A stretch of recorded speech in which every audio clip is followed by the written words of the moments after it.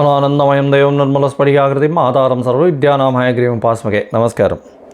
நேயர்கள் அனைவருக்கும் astro KS ஐயங்காரின் பணிவான நமஸ்காரங்கள். வார பலன் 25/12/2023 31/12/2023 வரை உண்டான வாரத்திற்கு ஒரு ராசிக்கும் என்ன பலன் அப்படின்றத பார்ப்போம். முதல்ல இந்த வாரத்தினுடைய கோல்சாரம் எப்படி இருக்குன்றதை பார்ப்போம். அதற்கு பிறகு இந்த வாரத்தில் வரும் விசேஷ நாட்கள் என்ன அப்படின்றதையும் பார்த்துட்டு இந்த வாரத்தில் எந்தெந்த ராசிக்காரர்களுக்கு சந்திராஷ்டமம் இருக்குது அப்படின்றதையும் பார்க்கலாம். அதற்குண்டான எளிய பரிகாரத்தையும் பார்க்கலாம். இந்த வாரத்தினுடைய கோல்சாரம் என்ன அப்படின்னா, காலபுருஷ தத்துவத்தின் முதல் ராசியான மேஷ ராசியில் குரு பகவான், 6ஆம் இடம்னு சொல்லக்கூட கன்னியில் கேது பகவான், சுக்கிர பகவான் விருச்சிகத்துக்கு 8ஆம் இடத்துக்கு வந்துடுறார். அதற்கு பிறகு செவ்வாய், புதன் மற்றும் சூரியன் 3 கிரகங்களும் இந்த வாரத்தில் தனுசுல இருக்கா.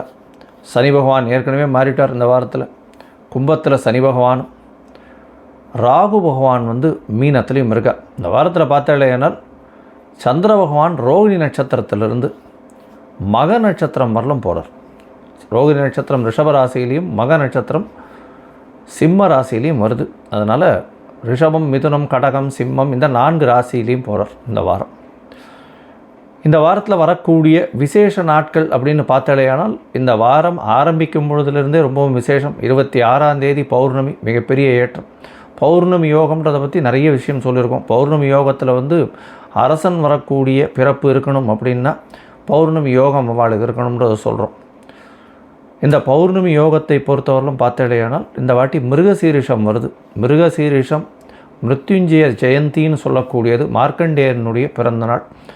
யமனை தன்னுடைய மரணத்தை எதிர்த்து யமனையே வென்ற சிவபெருமானின் மூலியமாக வென்றவர் மார்க்கண்டேயர். அதாவது தீர்காயுஷ்மான் பவன் 16 வயதிலிருந்து என்றும் 16 ஒரு விஷயத்தை ஆசீர்வாதத்தை வாங்கினவர். அதனால் மிருத்யுஞ்சய ஜெயந்தி அப்படின்றது பேர். மார்க்கண்டேய ஜெயந்தின்னு சொல்லுவாள். இந்த வாரத்தில் பார்த்தோம்னா 27ஆம் தேதி அன்றைக்கி திரு ஆதிரை. ஆதிரை நட்சத்திரம் சிவபெருமானுக்கு பெரிய விசேஷம். சிதம்பரத்தில் பெரிய ஏற்றம். திருவாதிரைக்கு பார்த்தாலேயானால் பொதுவாகவே திருவாதிரை இந்த பெண்கள் எல்லாமே, கன்னி பெண்களாக இருக்கட்டும், சுமங்களாக இருக்கட்டும், அவெல்லாம் விரதம் இருப்பாள். தன்னுடைய கணவனுக்கு நல்ல ஒரு ஏற்றம் கிடைக்க வேணும் அப்படின்றதுக்காக திருவாதிரைக்கு முன்னாடி 9 நாளிலிருந்தே திருவம்பாவை சொல்ல ஆரம்பிச்சிருவாள். திருவாதிரை ஃபுல்லாக பட்னி இருந்து சிவபெருமானை வழிபட்டு திருவாதிரை களி மட்டும் செஞ்சு அதை மட்டும் உட்கொள்வார்கள். இது திருவாதிரையினுடைய பெரிய விசேஷம். இது ஆருத்ரா தரிசனம் அப்படின்றது பெரிய ஏற்றமான காலம் இந்த வாரத்தில் வருது. இந்த திருவாதிரையில் பார்த்தாலேயானால் சிவபெருமானுக்கு ஏற்ற நாள் அப்படின்றதையும் சொல்லியிருக்கோம்.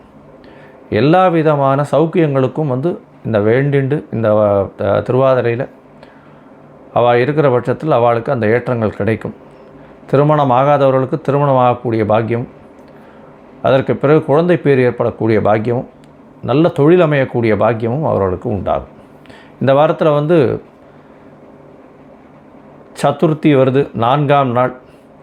அதாவது சங்கடஹர சதுர்த்தி. பௌர்ணமியிலிருந்து கிருஷ்ணபக்ஷ சதுர்த்தின்னு சொல்லக்கூடிய 4ஆம் நாள் வருது. அது இந்த வாரம் 30ஆம் தேதி அன்றைக்கி சங்கடஹர சதுர்த்தி. இதுவும் ரொம்ப பெரிய விசேஷம். எந்த ஒரு பிரச்சனைகள் இருந்தாலும் சங்கடஹர அப்படின்னா சங்கடங்களை போக்கக்கூடிய சதுர்த்தி. விநாயகரை போய் ஒரு 9 தரம் சுற்றிட்டு ஒரு தேங்காயை உடைச்சிட்டு 9 தரம் தோப்பு கரணம் போட்டுட்டு வர்றது பெரிய ஏற்றம். சங்கடஹர சதுர்த்திக்கு நிறைய பேர் விரதம் இருப்பாள். இந்த விரதத்தின் மூலியமாக தொழிலில் பெரிய மேன்மை ஏற்படும். அவளுக்கு எல்லா விதமான எதிர்ப்பொழியும் சமாளிக்கக்கூடிய அளவுக்கு பெரிய ஏற்றத்தை கொடுப்பார்.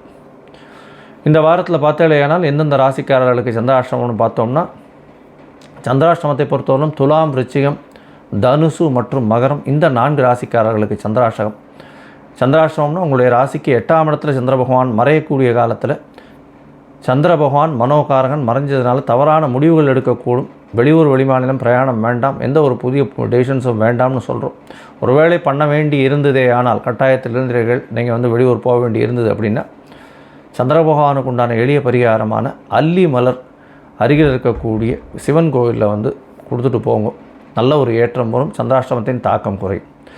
சரி, என்னுடைய மொபைல் நம்பர் ஸ்க்ராலிங்கில் போயின்னு இருக்கும். உங்களுக்கு அஸ்ட்ராலாஜிக்கல் கன்சல்ட் தேவைப்பட்டதுன்னா உங்களுடைய date, time, place of birth எனக்கு இது பண்ணுங்க, எனக்கு ஃபோன் பண்ணுங்க, அப்பாயின்மெண்ட்டு கொடுக்குறேன்.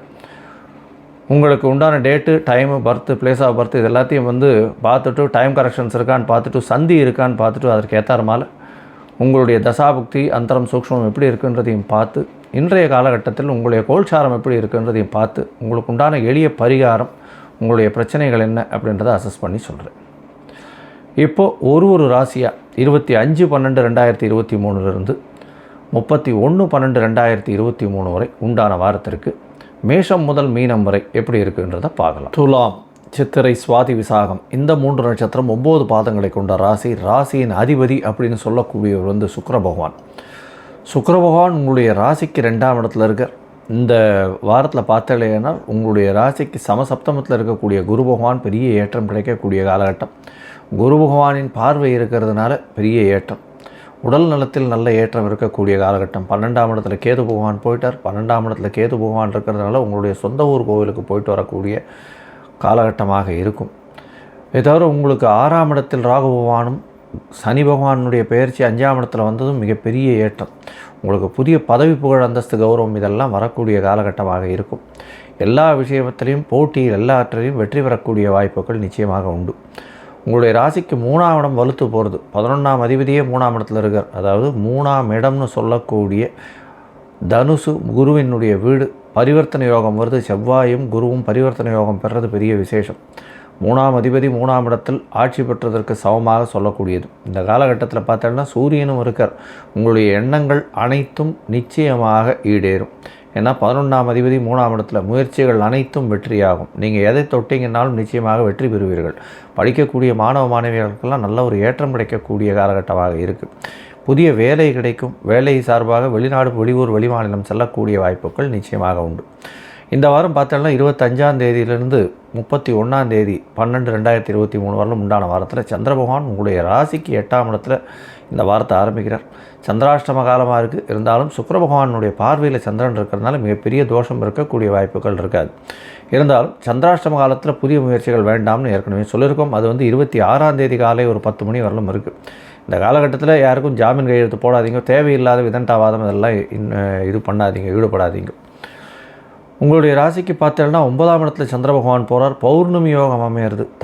தந்தையின் இது வந்து தந்தை காரகன், தாயினுடைய அதாவது தந்தை காரகன் 3ஆம் இடத்துலையும் தாய் காரகன் வந்து 9ஆம் இடத்துலையும் இருக்கக்கூடிய காலகட்டமாக இருக்குது. பௌர்ணமி யோகம் அமையிறது. பெரிய ஏற்றம் கிடைக்கக்கூடிய காலகட்டம். புதனும் சேர்ந்து தந்தை காரகனோடு சேர்ந்து இருக்கிறது பெரிய விசேஷம். இந்த காலகட்டத்தில் உங்களுக்கு வந்து வெளியூர், வெளிமாநிலம் செல்லக்கூடிய வாய்ப்பு உண்டு. புதிய அதிர்ஷ்டம் வரக்கூடிய வாய்ப்பு உண்டு. எல்லா வித தடங்களும் அற்று இருக்கக்கூடிய காலகட்டமாக இருக்கும். இது வந்து 28ஆம் தேதி மாலை ஒரு 6:30 மணி வரலும் இந்த 9ஆம் இடத்துல இருக்கார். அதற்கு பிறகு சந்திர பகவான் 10ஆம் இடத்துக்கு போகிறார். 10ஆம் அதிபதி 10ஆம் இடத்துல இருக்கிறதுனால தொழிலில் அபரிமிதமான ஏற்றம் இருக்கும். இவ்வளோ நாளாக வந்து தொழிலில் பெரிய கஷ்டம் சேர்ந்துருப்பீங்க. ஏன்னா அர்த்தாஷ்டம சனி வேறு இருந்தது போன வாரம் வரலும். அதனால் இப்போ வந்து தொழிலில் ஒரு பெரிய ஏற்றம் கிடைக்கக்கூடிய காலகட்டமாக இருக்கும். அதுவும் பார்த்திங்கன்னா கலைத்துறையில் இருக்கிறவங்க, கலைத்துறையில் ஆர்ட் டைரக்டர்ஸு, மியூசிக் டைரக்டர்ஸு இவங்களுக்கெல்லாம், அதுவும் மியூசிக் டைரக்டர்ஸு இந்த நான் வோக்கல்னு சொல்லக்கூடிய இந்த இதுவெல்லாம் இருக்குது இல்லையா, இன்ஸ்ட்ருமெண்டல் மியூசிக்ஸ், இவாளுக்கெல்லாம் பெரிய ஏற்றம் கிடைக்கக்கூடிய காலகட்டம். உங்களுடைய ராசிக்கு பார்த்தீங்கன்னா 11ஆம் இடத்துக்கும் சந்திர பகவான் போகிறார். அது 31ஆம் தேதி கார்த்தால் ஒரு 5:30 மணியிலேருந்து 11ஆம் இடத்துக்கு போகிறார்.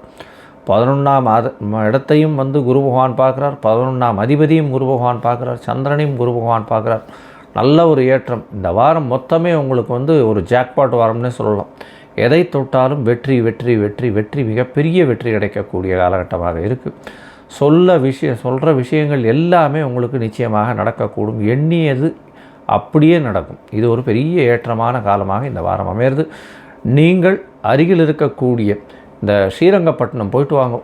ரங்கநாத பெருமாளை சேவிங்க. ரங்கநாதரை சேவிச்சுட்டே இருக்கும். நிச்சயமாக உங்களுக்கு ஒரு பெரிய ஏற்றமும் மாற்றமும் இந்த வாரத்தில் கண்டிப்பாக கிடைக்கும். லோகா சமஸ்தா சுகினோ பவந்து. நன்றி, நமஸ்காரம். Astro KS Iyengar YouTube channel பார்த்தமைக்கு நன்றிகள். மேலும் இது போன்ற ஆன்மீக ஜோதிஷ தகவல்கள் உங்களை வந்து அடைய astro KS Iyengar YouTube channel subscribe செய்யவும், பெல் ஐக்கானை மறக்காமல் அழுத்தவும். நன்றி, வணக்கம்.